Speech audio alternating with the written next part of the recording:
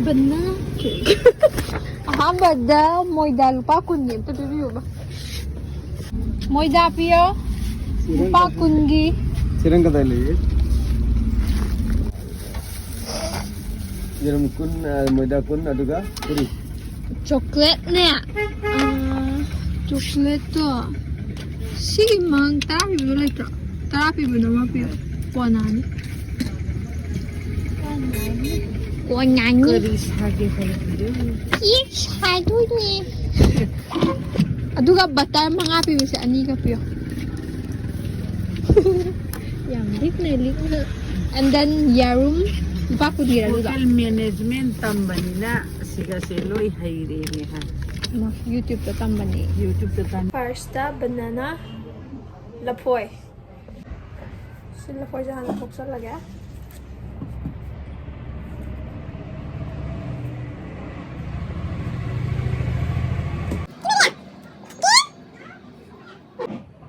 LAFOI asang ba jahat sih habis lama itu like sih dum tahu lagi.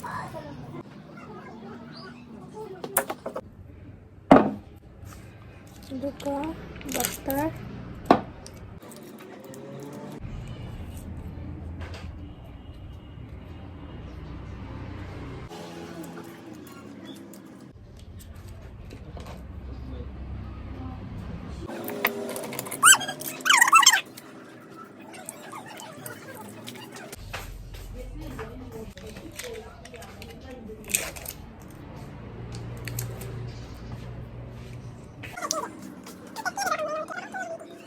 Aduh kotor macam-macam sini.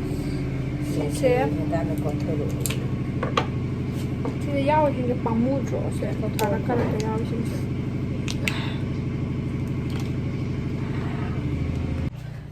Sini smash tong na bodo do like do na siya do tong shan lang.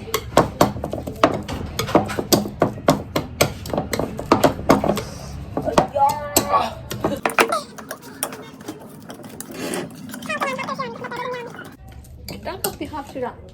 Kita okay manam jenda ba tao kayo do. Adun na de adun buok siguro. Bigi sekina. Makum tang kaim tang hap. Ew, yaman. Syara?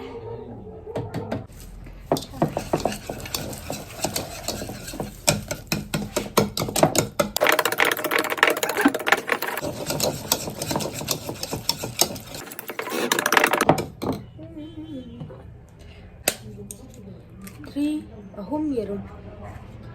Yerum ahum.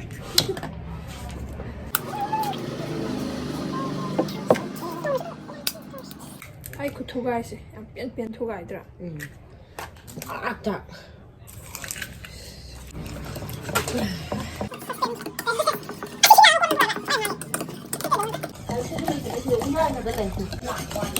Ay jadi mahigang tora ya.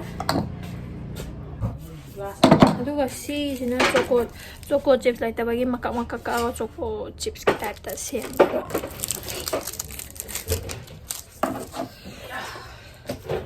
Siya na kap ama. Piap thara na. Siap kata di. Sebebe. Chocolate siap ta da wa de. Oi, piap thara ka mo kang jan mo do. Bigyan hanya maka.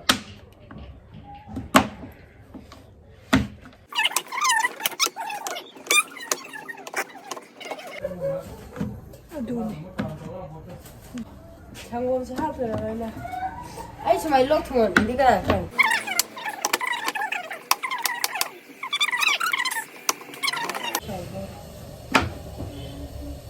Sudah. Sausnya. Baking powder. Digo. Okay, nice.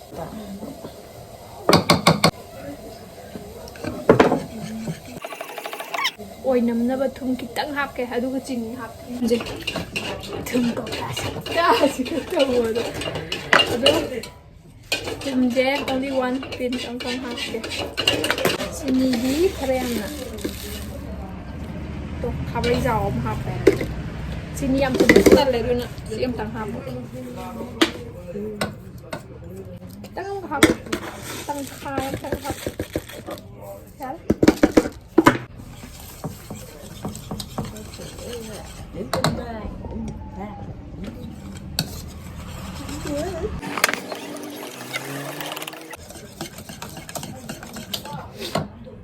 Juga vanilla essence. Makum kaya hap sikit. Makum mo pikta nang ko. Kitang hap sila. Yari dah.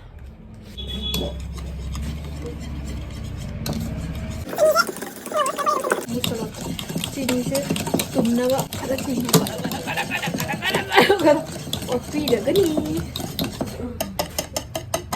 हाँ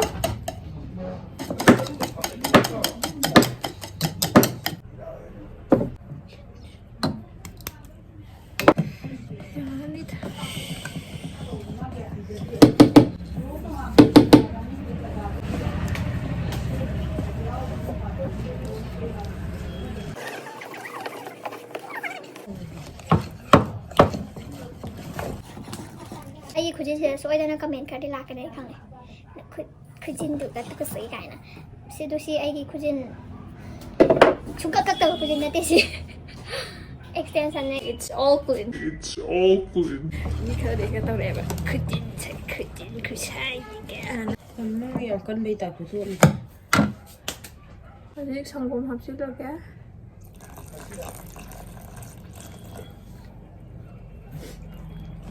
ว่ารวมแต่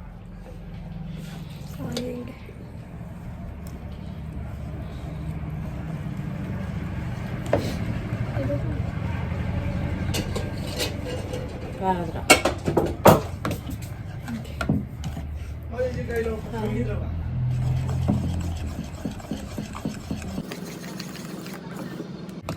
Yani.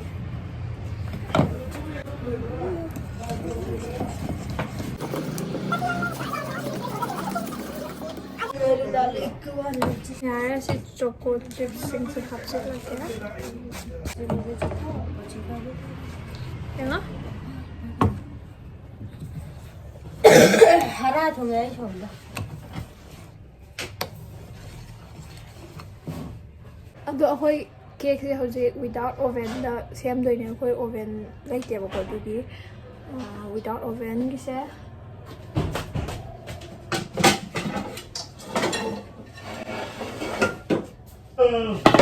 sigi pot sima sijina ni mathun da thum hapani ada thum salani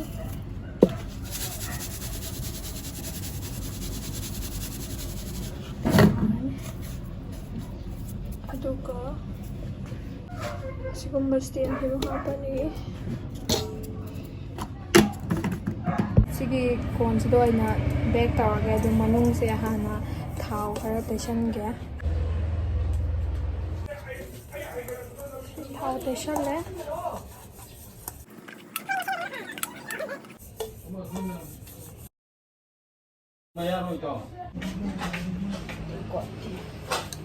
aduga si pani kaya hap sige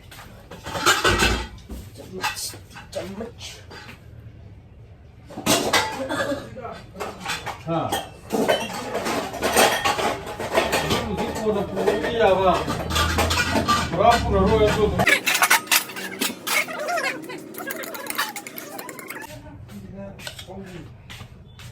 yes Hujik si chang se pura pik than de tangkhai de khara helap than bi khalai do tangkhai khara helap lai basina chap chare haidi horen kam khala ko matam da ko adu na si chap chare kitang bu yaman ba khang di kitang lo thuk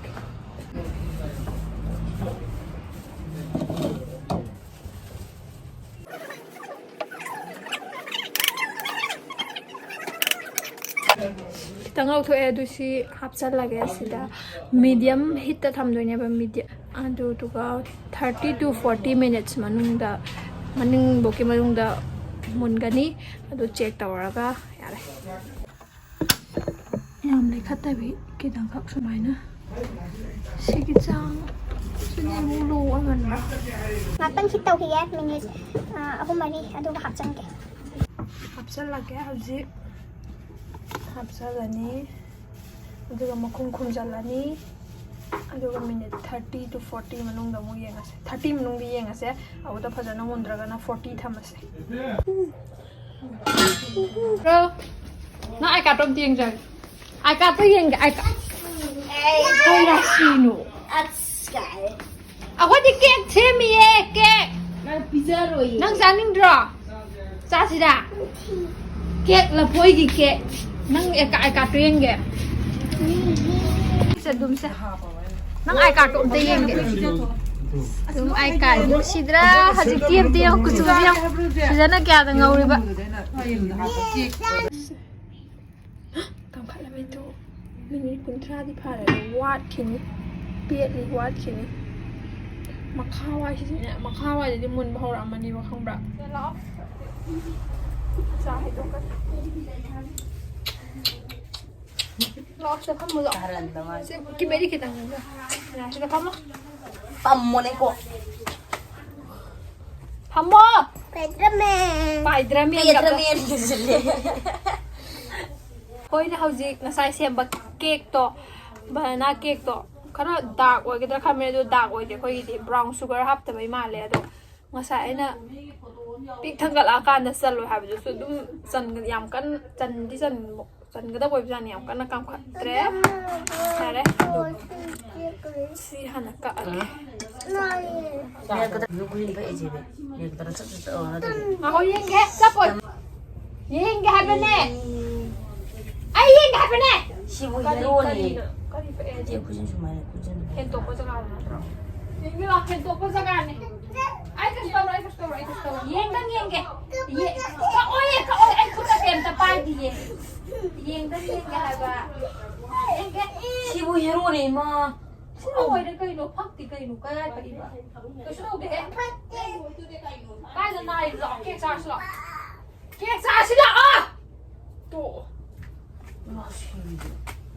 Ya da di to.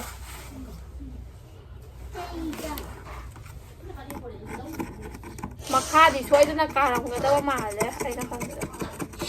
Ka bai di yam kana khada ko khara kanjallamgada male. Ai di khoi di oven na tamina oven di mathak makha hit thabanina yaidna khoi duna makha khatangnina makha se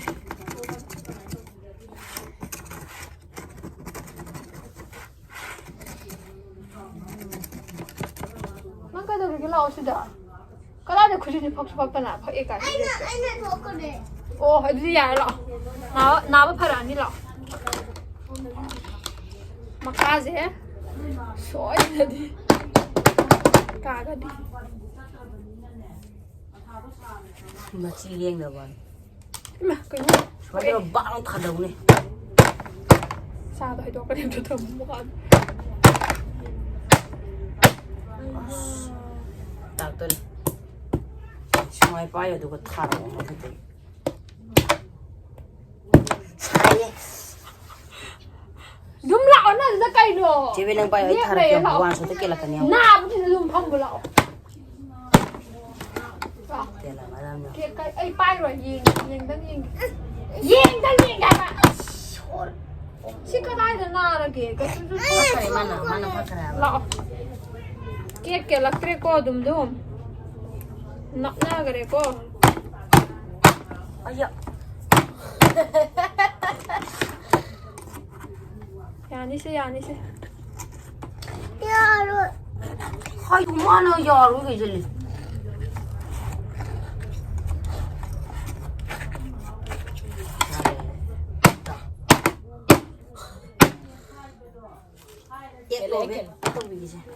Kitang inga di kela kani sari tu na ne. Ngai ngam da ba.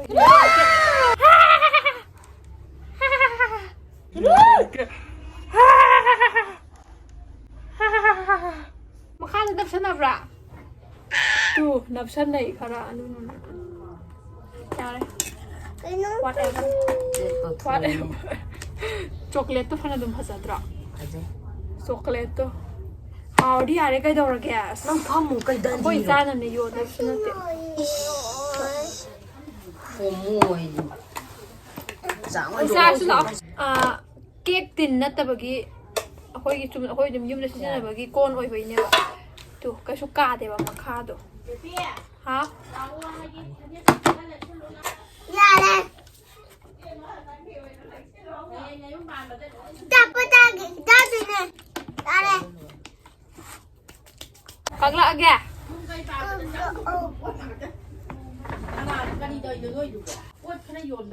ꯑꯩ ꯐꯅꯦꯛꯀ ꯑꯩ ꯈꯪꯗꯦꯀꯣ ꯑꯅꯦꯛꯀ ꯈꯪꯗꯦ ꯅꯠꯇꯦ ꯈꯪꯗꯦ ꯌꯥꯔꯅ ꯍꯌꯦꯡ ꯈꯣꯡꯒꯥꯎ ꯑꯗꯨꯝ set ꯌꯥꯄꯣꯗꯤ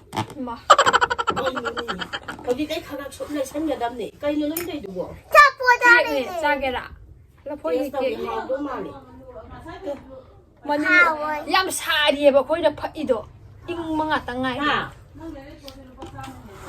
ꯍꯣꯏ ꯌꯥꯔꯦ ꯑꯗꯨꯒꯨꯝꯕꯗꯤ ꯀꯩꯁꯨ ꯅꯠꯇꯦꯅꯦ ꯑꯆꯧꯕꯗꯨꯗꯗꯤ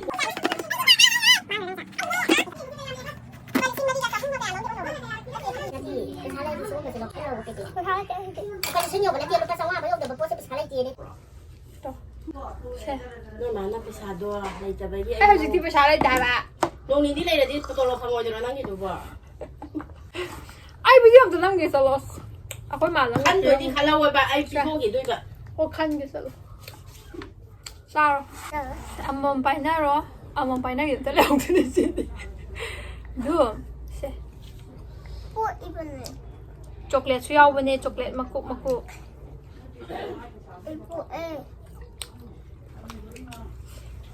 ꯍꯥꯎꯗꯤ ꯍꯥꯎꯇ꯭ꯔꯥ ꯍꯥꯎꯏꯀꯣ ꯑꯗꯨꯝ ꯌꯦꯡꯉꯣ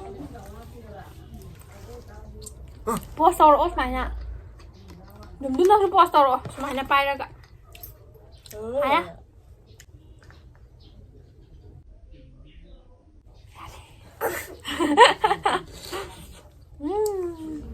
ꯁꯤ ꯀꯅꯥꯅꯣ ꯑꯩꯁꯨ ꯑꯩꯒꯤꯅꯦ ꯚꯥꯏꯗꯧꯅꯦ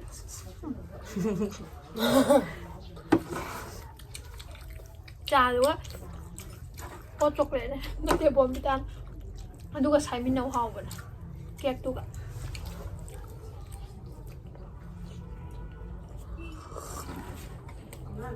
ꯀꯦꯛꯁꯨ ꯕꯣꯟꯕꯤꯗ ꯍꯥꯞꯄ꯭ꯔꯥ ꯍꯥꯞꯄꯦ ꯌꯥꯝꯅꯁꯨ ꯊꯨꯝꯁꯦ ꯆꯞ ꯆꯥꯏꯀꯣ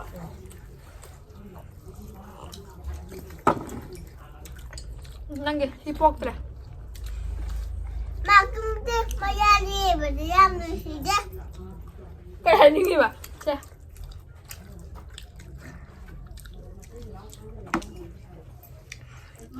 ꯑꯗꯨ ꯑꯩꯒꯤꯅꯦ ꯑꯗꯨꯗ ꯁꯤ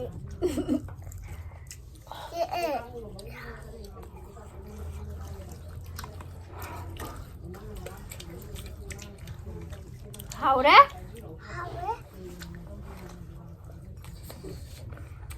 पाएगा ची ओका का की ओ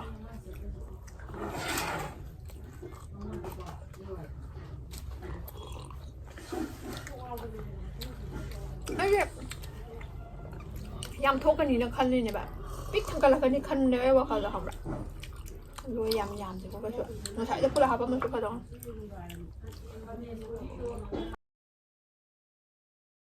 마틴이 아까워 कादे है कसो तो कादे को कादे 이거 다 어. 이거 다 민어 하고는. Good. Tasty, tasty. Chocolate cái dầu thì một hình hạt. Nó bằng đúng không nó đúng rồi. Tôi hay dân là bà. Má nó tao đi bà. Hầu đó bây phở bẩn có. Mà thì cái chỗ đâu rồi? Hầu cái lần này chúng thăm này tôi cái gì nữa? Phở đi bù rồi. Đi ra nè. Muốn đâu bắt anh? Cú bà, hay rồi. Cú bà. Đúng thôi cũng bà xài xèo bà sẽ hồi cái video đó comment sẽ disable oi và đồ. Tăng mất em tăng nhau thì cái số cái đó. Ngasi video sẽ dùng disable oi cái đó nó tra oi rồi thằng đi oi đâu đi mà này. Khá là quý này đi oi mà không bà. À bữa đêm đó. 한다. 와, 이거 뭐라는데?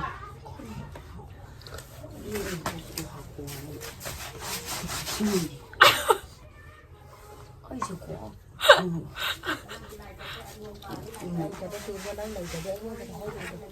Hindi ba diletra ka na ingon doon? Wow, hindi 이제. Ibi hawi mo lang tan. Hautra. Adi yam, adi ngasai gi khoi da sijina ba phone du dagi hena. Yam wa khata su khara hena wa khata ka du ne ba. Ani kita ka wa khata to ki ba. Ngasai di manung happy ngai di wang khat lam me bu kwa.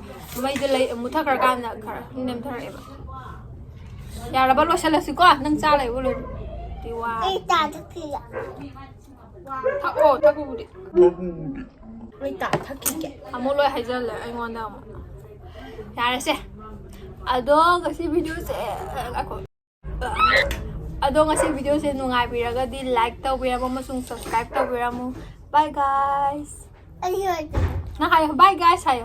Ayun. Luwag da siya bye tau thokoro. Bye-bye. Bali siya mayo ito. Nang hello guys hi di hanta. Hello guys hayo. Bye. Opo, guys.